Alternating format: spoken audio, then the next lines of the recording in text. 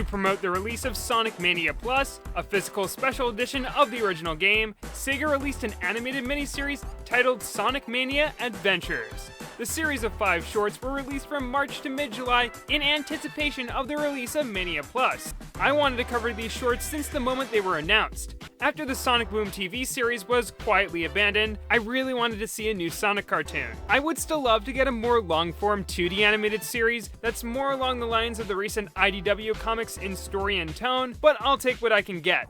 The shorts were animated in the same style as the cutscenes and pre-order trailer for Sonic Mania, and that's a style I really love.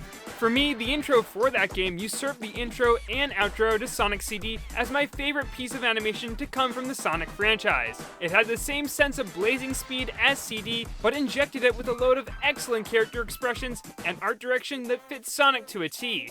Having a full series of shorts rather than just 1 or 2 would give Sonic art god Tyson Hesse and company more time and money to expand upon everything that made Mania great in the first place. But if I'm going to talk about these shorts, I need to talk about the merchandise released alongside them. These were put out alongside each short from the official Sega shop, and they ranged from a whole slew of products. They created some very unique items here, but I'm not fit to talk about any kind of Sonic goods.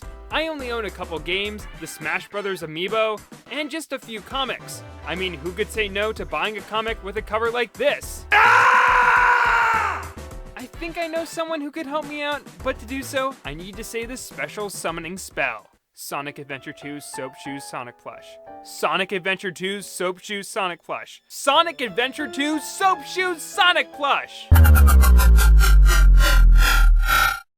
Whoa! Where am I? Why am I surrounded by all this sweet Johnny Test paraphernalia? Wait a second, I must be in the house of world-renowned YouTuber NICKtendo. Nick, why did you summon me? I was just about to take my first ever lick from an official Sonic the Hedgehog Blue Bunny ice cream bar to justify the fact that I made a 13-minute long video on it. You don't want me to review Johnny Test merchandise, do you? What gives? I'm glad you asked, PatMac, creator of videos about Sonic the Hedgehog and various other video game items. I'm sorry, but I really need your help to talk about this Mania Adventures merch. I mean, they made a set of what they call Sega Caps and Slammers, which are basically Sonic Pogs. Sonic Pogs! He's back! In pod form! Oh wow, yeah, okay, understandable. I really do need to drop everything to do this. Well then, do the Sonic Mania Adventure shorts live up to the excellent Mania cutscenes? And are the products released for them any good? Let's find out!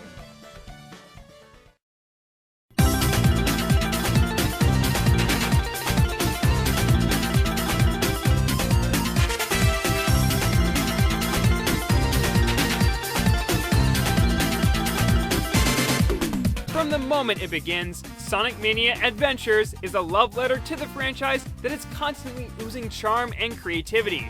For once, Sonic isn't on all that grand of an adventure, and we see him and his various friends and enemies find their footing directly following the events of the original game. For what I believe is the first time in Sonic cartoon history, the series is actually canon with the events of the mainline series of games, and it even shows where classic Sonic ended up after his frustrating to control adventures back in Sonic Forces. Sonic even sports the same expression after he's teleported, but that's merely scratching the surface on all the references that have been baked into this thing. There's everything from clear callbacks to moments from the games, like how Ray's missing ad for Mighty looks like the one seen in City Escape from Sonic Generations, or how when Eggman tosses the Chaos Emeralds in Episode 5, he does it just like he did during the bad ending for Sonic 1. But then there's references to rather obscure stuff, like how Eggman's trap resembles one from a strange video from an unreleased Japanese Sonic arcade machine called Sonic Ride, or a very brief appearance of a doodle of Sonic that comes from the Japanese instruction manuals for the early games. You can easily see that the crew behind this miniseries were very passionate fans, and wanted to do the Sonic series justice, but you could probably already tell that just by the way that it all looks. The high quality art and animation is what makes these shorts so special. They look fantastic, both paused and in motion.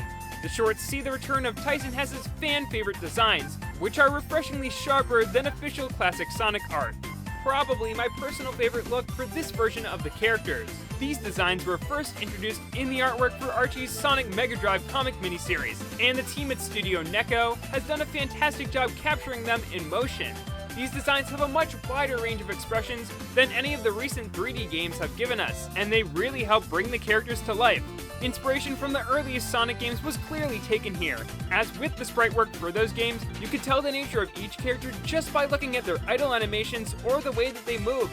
They conveyed so much about who Sonic, Tails, and Knuckles were without ever even saying a word. The same goes with the shorts, as they rely on only the detailed animation and no spoken words to tell the story. They're drawn well enough that a character simply looking surprised or pleased can get a laugh out of me, particularly with Knuckles and Eggman, though no face any character makes ever looks wrong or off-model. Both the protagonists and antagonists are made to seem a lot goofier than they typically are, but not to the point where you can't take them seriously when they get down to business. Character flaws are almost always put to the forefront of the series and are mined for humor, but no trait is exaggerated or simplified to the point where they feel like a parody of the character, which tends to happen with much of the writing for the modern games. Episode 3, and Knuckles, which is the actual title for the episode, probably showcases this writing style the best. Right after Knuckles smashes a bunch of Rhinobots to bits, in a gorgeous sequence, he sees that the Master Emerald that he was guarding has gone missing, and the first thing he does after this is look for it under a rock. What a pure boy. What's even more impressive about the writing can be seen in what they do with the characters Mighty and Ray. This is their first appearance in Sonic canon in nearly 25 years, but even so, their chemistry feels like they've been around for all this time, and they feel like characters that serve their very own roles in Sonic's huge cast. I also enjoyed the emphasis put on character interactions here. Not only do we get to see classic pairs in action like Sonic and Tails and Mighty and Ray, but we also see Knuckles and Ray share a very brief moment together, and even see Sonic and Eggman being placed on a slightly more even playing field. It's a shame that despite the vast array of characters in the Sonic franchise, most of them typically stick to designated teams and sides, so we barely see any unique character pairings. I appreciate how Sonic Mania Adventures tried to give us something new and mix things up, whether it's seeing all the characters fight alongside each other or just hang out after a long battle. Speaking of which, the conclusion to the miniseries is very well handled. Every previously introduced character gets some moment to shine. Even with the series coming to an abrupt ending, enough action has gone down up to that point where it feels like the ending is earned. Plus, we even see kind of a super transformation for Metal Sonic, where he's powered up by all the Chaos Emeralds, which is especially cool because it's something that the games have never given us. Same with when Knuckles uppercuts Metal right as he's about to gain more power. I miss when Knuckles was the best Sonic character. The way each character is animated also gives them more personality. Sonic's movement is constantly changing, and is supported with lots of fun smear frames to showcase his speed, while Knuckles moves with more weight, showing that he's a stronger character, but also one with a hotter temper. There's nice bits of secondary movement in details like Eggman's mustache and Knuckles' dreadlocks, which makes every motion those characters make look a little smoother. The character animation is almost always great, both during fast-paced action sequences and during simple interactions. The backgrounds are very lush and have a detailed painted look to them, but whenever any part has a small movement, it looks like it was tweened and contrasts with the character animation. Additionally, the fourth episode definitely suffered from not having enough time put into it compared to the others. A lot of the action is expressed through slightly animated stills, and they transition between action beats with impact effects on a black background. It's a little lazy, but I understand why it looks like this. The series was constantly being produced at the 11th hour. Tyson Hesse even tweeted out that he finished his work on the final episode less than a day before it was released. But this factor didn't ruin any of the episodes as a whole. The look of Sonic Mania Adventures is honestly TV quality stuff, and it's impressive what they were able to put out with such a quick turnaround time. This is a Sonic cartoon, so maybe the speed they worked at isn't as surprising as it may seem. The music in these shorts does a great job setting the tone, whether it's highlighting exaggerated movements or matching the stakes presented from moment to moment. Sonic Mania composer T. Lopes returns to score the episodes, and he does a fantastic job, mixing traditional Sonic motifs with energetic bursts of jazz. The melodies and instrumentation change depending on the character that's focused on, and there's even references contained here. Dr. Eggman's theme is reminiscent of his own from the Adventures of Sonic the Hedgehog cartoon. Mighty and Ray are introduced with music from their first game, Sega Sonic the Hedgehog, and bits and pieces of Angel Island Zone from Sonic 3 can be heard during establishing shots. The sound effects for the series are also an excellent blend between old and new. There's a wide variety of classic Sonic sound cues that play here. Some obligatory ones play whenever a character jumps or spin dashes, but some are also used creatively, sometimes to show victory or fear for a character. An equally wide range of more traditional ones are also used in very satisfying ways, adding extra crunch to both movements and action beats. I mean, we get to hear Knuckles actually crack his knuckles. Truly a great moment from the Sonic franchise. All these different factors give Sonic Mania Adventures a delicious sound design. It reminded me a lot of the background music for the Cartoon Network show OKKO Let's Be Heroes, as both sound like they take after similar influences of jazz and 90s games and anime. I'd love to see Sega give the soundtrack to this miniseries some kind of release to hear the full or even extended version of these tracks. It is very memorable and high quality for what it is.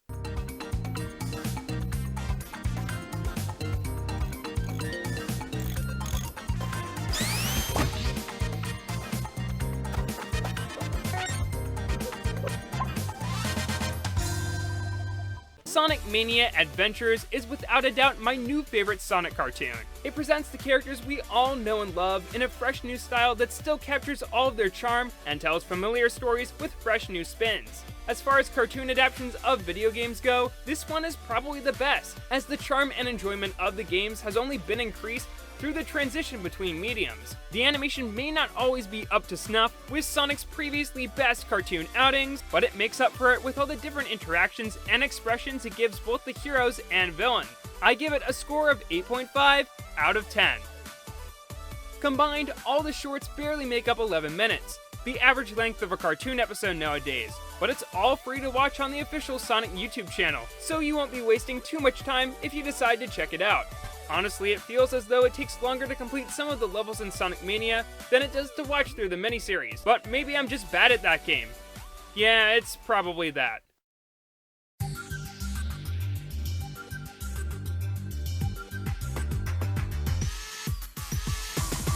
As Nick graciously segued into, Sonic Mania Adventures led to tons of merchandise. This is mostly due to the miniseries' release lining up with the introduction of the Sega Shop, an online store dedicated to selling tons of Sega-themed merchandise, a majority of which is exclusive to the site.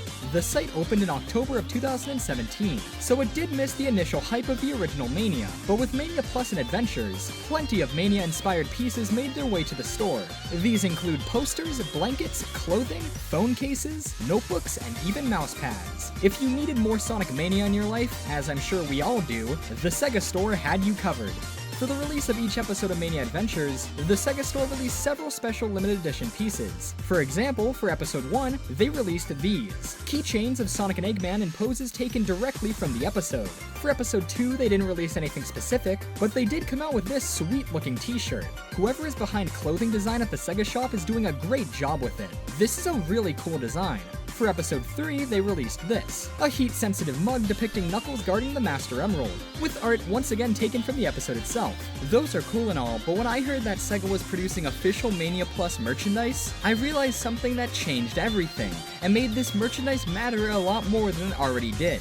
Not to get too deep into Sonic lore here, but probably the biggest announcement with Mania Plus was the reintroduction of characters Mighty the Armadillo and Ray the Flying Squirrel. I'm sure you all know by now that these two went missing for decades, outside of the Archie comics at least, so it was a real shock to see them back. As Mighty and Ray haven't been relevant for years, no merchandise of them was ever produced. None. No figures, plushes, not even any stationery had them on it. You couldn't even find Ray the Flying Squirrel on a t-shirt. Truly a shame. But with all this Mania Plus merchandise coming out, I knew it was finally time for Mighty and Ray to get their spot in the elusive Sonic merchandise limelight. And with the release of episode 4, Mighty and Ray, we got this. A real-life version of Ray's Mighty missing poster. That's something, I guess. Kind of underwhelming. This is the first ever piece of Mighty the Armadillo merchandise, but alright. But then episode 5 came out and we got all this, which completely made up for it. Now you can get Mighty and Ray on a hoodie, you can bring a notebook with Mighty and Ray on it to school, you can even get them on Pogs. Yeah, this was a bit of an odd release. For $19.95, you can get officially licensed Sonic Mania Adventures Pogs, or Slammers as they call them. I really appreciate the frames chosen for these. It seems like whoever designed these had a lot of fun with them. Probably the best thing they released was this, a set of pins featuring the heads of Mighty and Ray. I was hoping they'd do a Mania pin set similar to this awesome one they made for Sonic Adventure, and they did. If you're gonna pick up any piece of Mania merchandise, it should probably be this one. On a different note, the art style and design seen in Mania Adventures is really something to be proud of, and Sega knew this, as they released the model sheets of Sonic, Tails, and Knuckles as posters. I've heard conflicting things regarding the print quality of these, but it's still a cool concept nonetheless. The Sonic one of these was actually exclusive to the South by Southwest 2017 panel where Mania Adventures was first revealed, but Tails and Knuckles were available for anyone to buy. If you're going to get any of this stuff though, I suggest you do so soon. The stuff on the Sega store is never made in huge quantity, and once it's gone, it'll be gone for good, or at least be really hard to find secondhand. This is even more so the case considering most of this merchandise has Mighty and Ray on it. That makes this stuff really a big deal to Sonic collectors, so I recommend picking this stuff up sooner rather than later. Anyway, I think that's enough regarding Sonic Mania Adventures merchandise. But there is one very important physically released aspect of Mania Plus that we have yet to talk about: the game itself.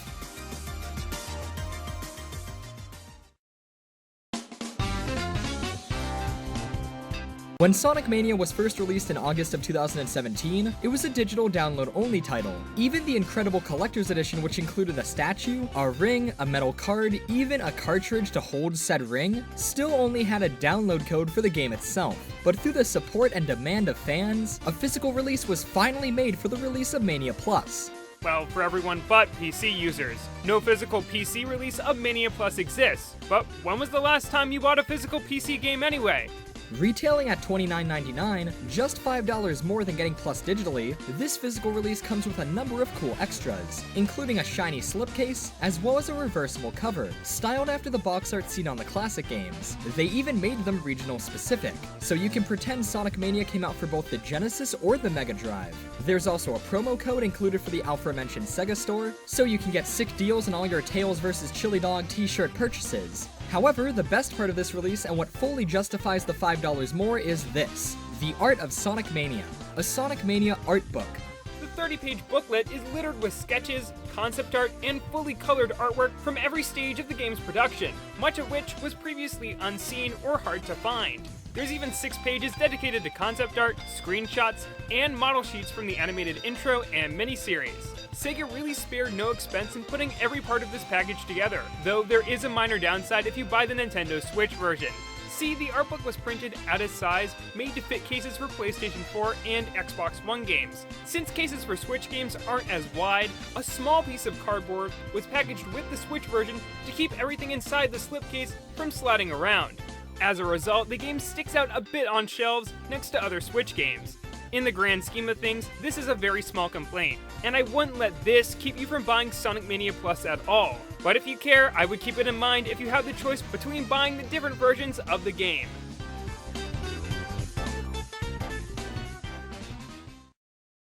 Even after 11 months since the release of the original game, Sega has continued to support Sonic Mania through so many different products and entertainment. It's a true testament to the sheer quality of the game. Mania is not only one of the best in the series, but as you saw today, it's brought a lot of fans together. Speaking of which, where is PatMac? Huh, he left a letter. What a legend.